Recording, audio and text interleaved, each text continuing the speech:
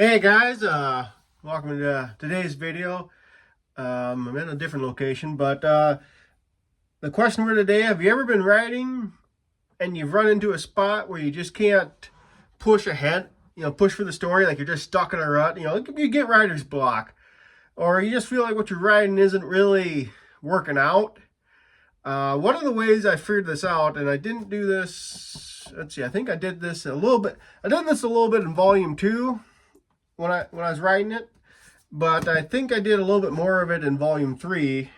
In volume 3 it turned out really nice, I think, but I for volume 4 I've been struggling a lot. So there's kind of a technique that I kind of employ offhandedly that I don't always think about, because I like to write stuff in order. I don't like to jump around a lot.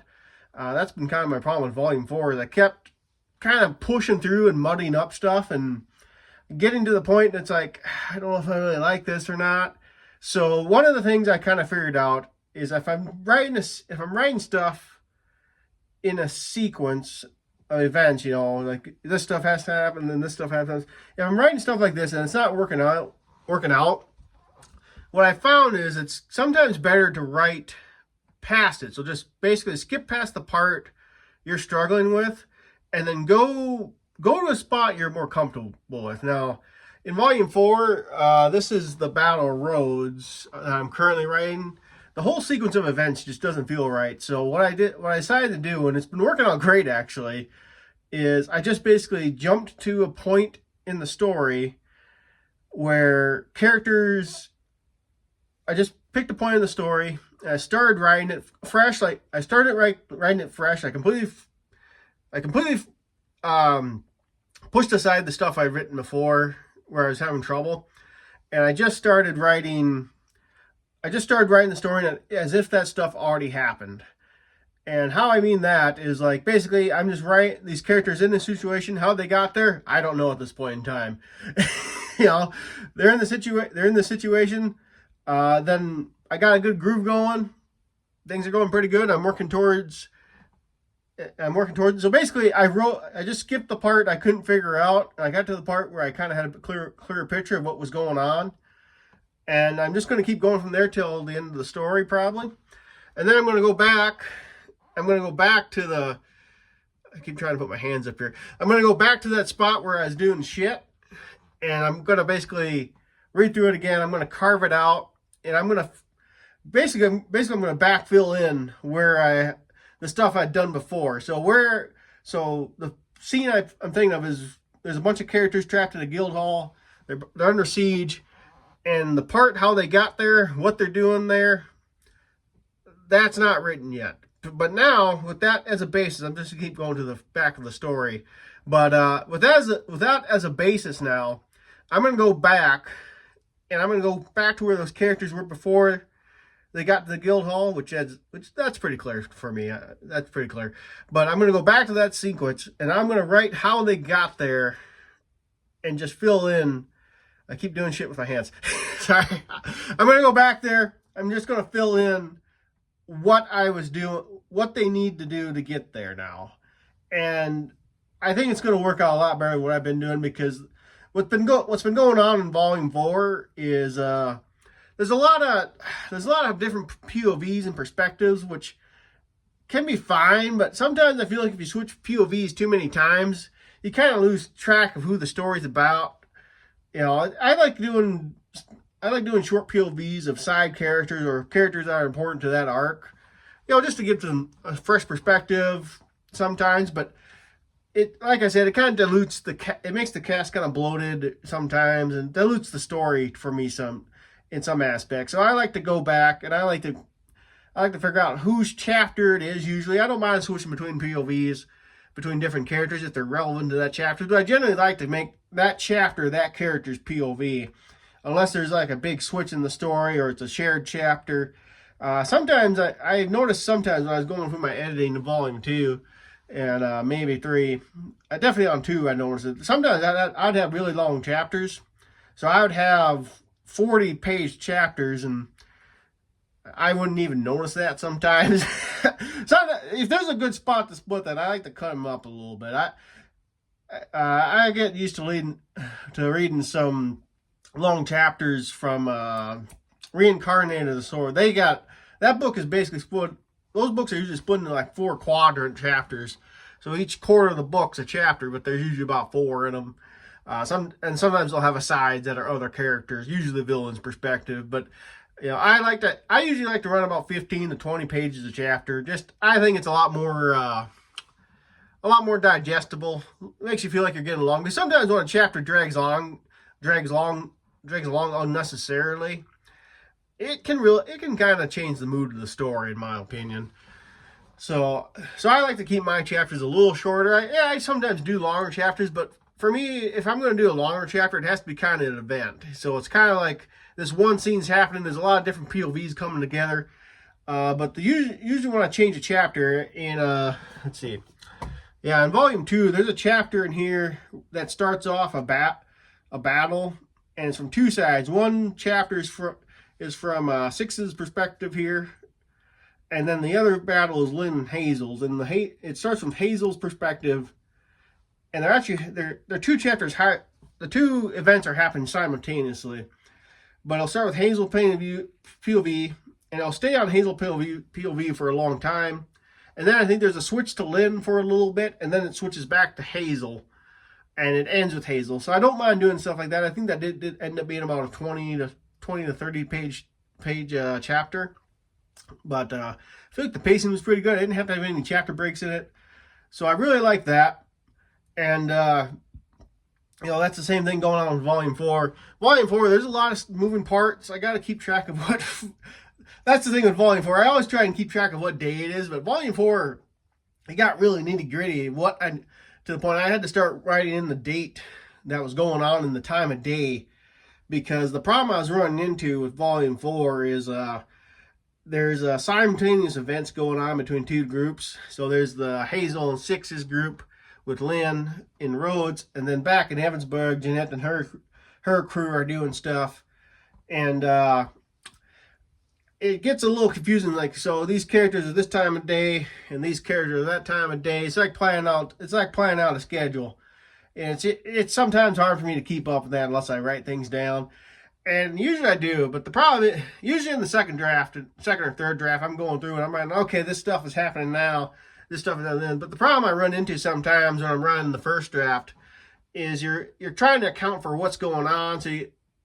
What's going on, just so I can write the next part easier.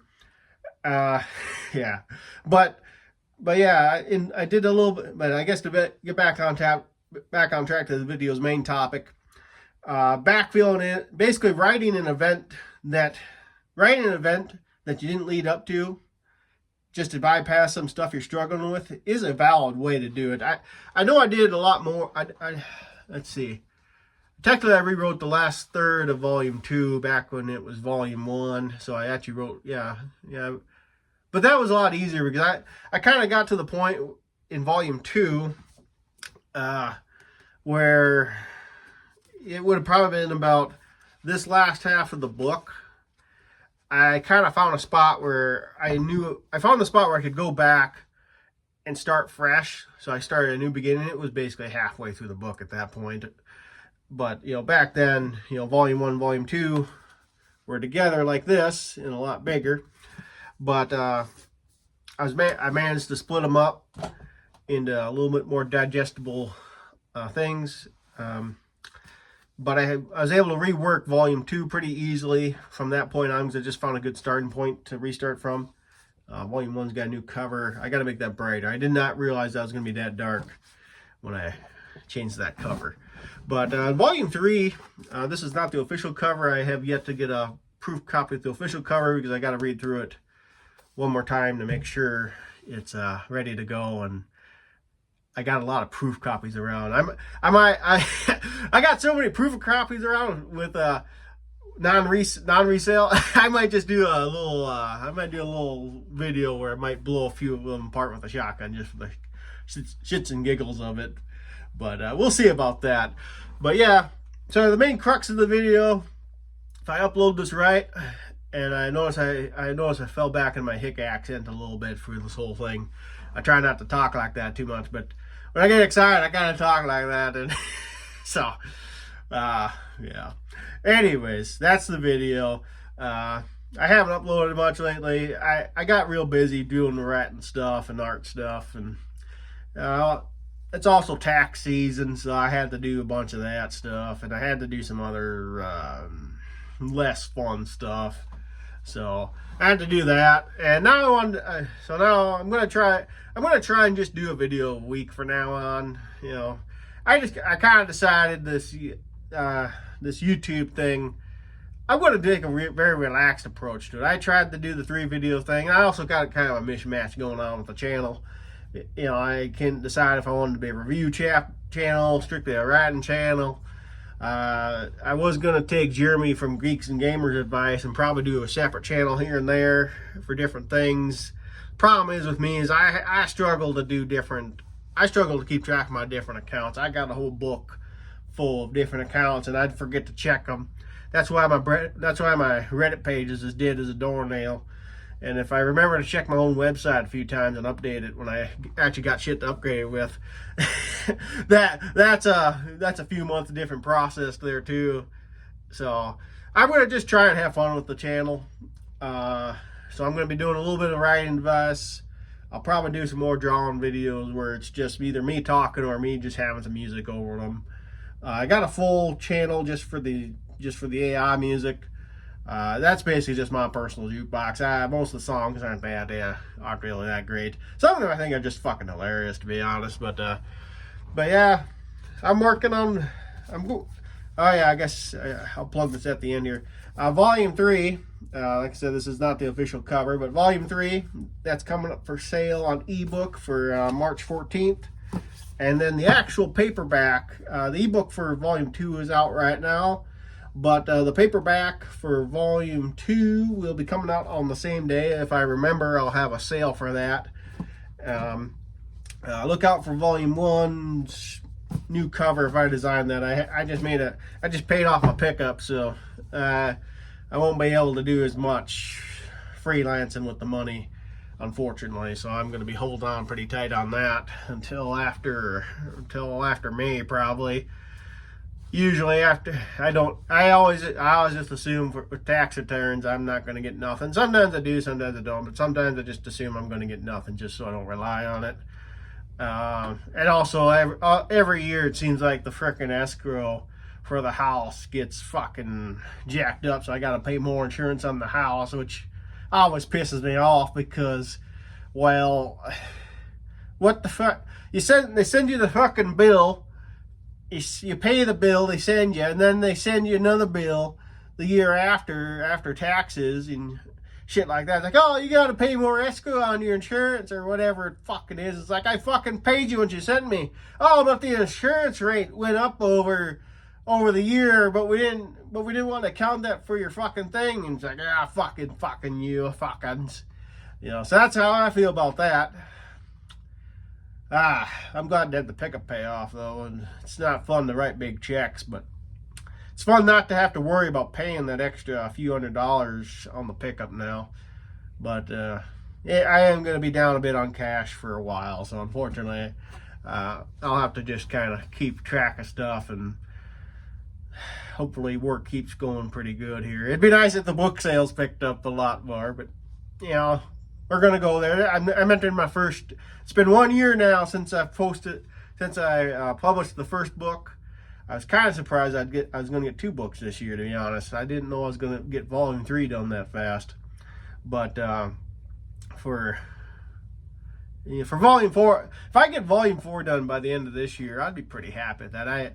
I know a lot more authors try to get a book out a month, but that's just too much for me right now, unfortunately. And I don't know. I don't know if I could. I don't know if I had a full team of copy editors and meta readers ready to go all the time, I'd try. But I still think I'd only do a book every 3 months, because the problem I run into is I don't know if I could.